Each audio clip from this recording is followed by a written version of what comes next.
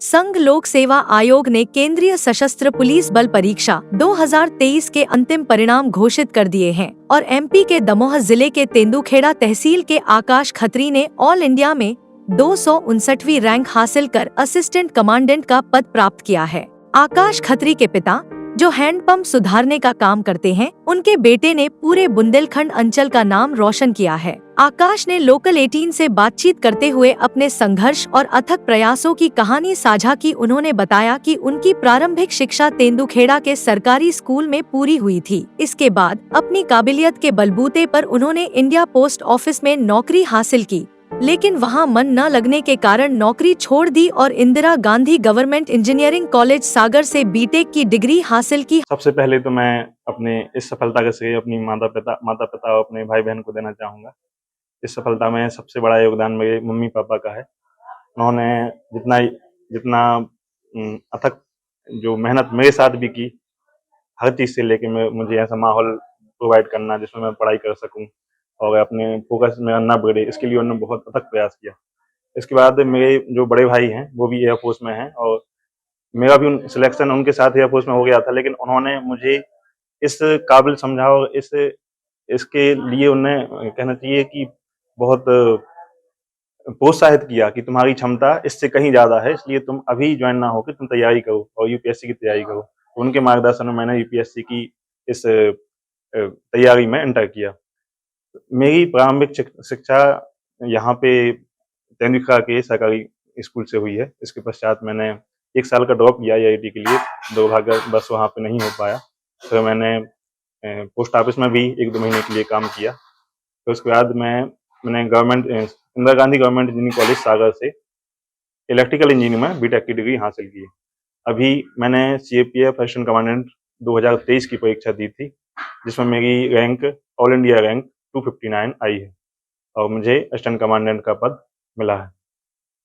ये परीक्षा मैंने तीसरी बार दी थी। पहली बार मेरा सिलेक्शन नहीं हो पाया था। उस वर्ष मैं कॉलेज के आखिरी वर्ष में था, तो उस वजह से मैं उतना ध्यान नहीं दे पाया। दूसरी बार मैं इंटरव्यू तक पहुंचा और तीसरे प्रयास में मैं आज फाइनल सफलता मुझे मिली है। आकाश, जो स्टूडेंट्स यूपीएससी की तैयारी कर रहे हैं और कई बार हताश हो जाते हैं परीक्षा पास नहीं, उनको क्या संदेश देना चाहेंगे? यूपीएससी की जो तैयारी है और खासकर असिस्टेंट कमांडेंट की जो तैयारी है, इसमें आप जो कह रहे हैं बिल्कुल सही कह रहे हैं कि बहुत सारे ऐसे क्षण आते हैं जहाँ पे हमारा जो मोटिवेशन है वो डाउन हो जाता है। एक बार रिजल्ट होता है, एक बार रिजल्ट आता है, हमारा नहीं होता, दूसरी बार आता है, हमारा नहीं होता। ऐसे करते-करते इंसान बहुत डिमोटिवेट हो जाता है और फिर समाज का प्रेशर, दोस्तों का प्रेशर ये बना रहता है, लगातार बना रहता है।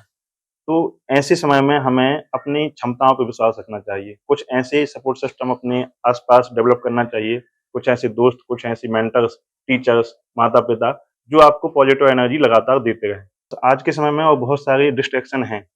सबसे बड़ा डिस्ट्रैक्शन तो है वो है सोशल मीडिया।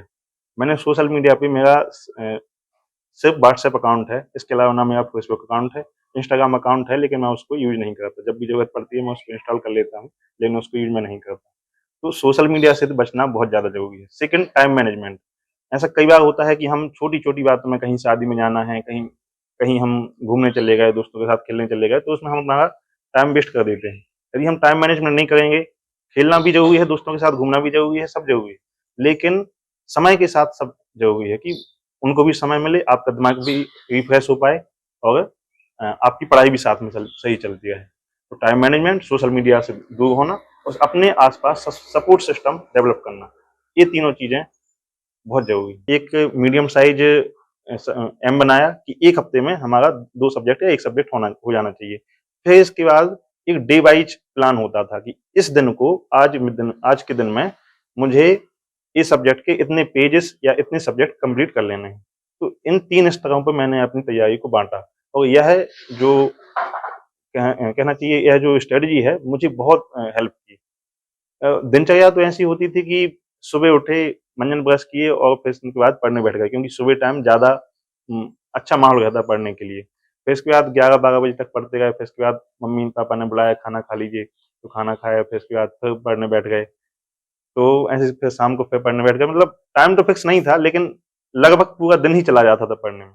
हाल ही में आयोजित पटवारी परीक्षा में 141 नंबर प्राप्त कर पटवारी बने आकाश ट्रेनिंग खत्म कर घर लौट रहे थे जब यूपीएससी 2023 का रिजल्ट घोषित हुआ। यह उनका तीसरा प्रयास था और अंततः सफलता ने उनके कदम चूमे। इस सफलता के पीछे उनके माता पिता का आशीर्वाद और बड़े भाई का स्नेह है, जिन्होंने हमेशा उनका साथ दिया। बेटे के घर पहुंचते ही मां ने खुशी से आकाश की आरती उतारी और मुंह मीठा कराया। इस बीच उनके दोस्तों और रिश्तेदारों ने भी आकाश को मिठाई खिलाकर उनकी खुशी को चौगुना कर दिया। नगर के लोगों ने जुलूस निकालकर आकाश का स्वागत किया, जो नगर की गलियों से होते हुए गल्ला मंडी पहुंचा। गल्ला मंडी में आकाश ने बाबा भीमराव अंबेडकर की प्रतिमा पर माल्यार्पण कर उनका आशीर्वाद लिया। आकाश की यह सफलता न केवल उनके परिवार बल्कि पूरे नगर और बुंदेलखंड अंचल के लिए गर्व का क्षण है। लोकल 18 के लिए दमोह से अर्पित बड़कुल की रिपोर्ट।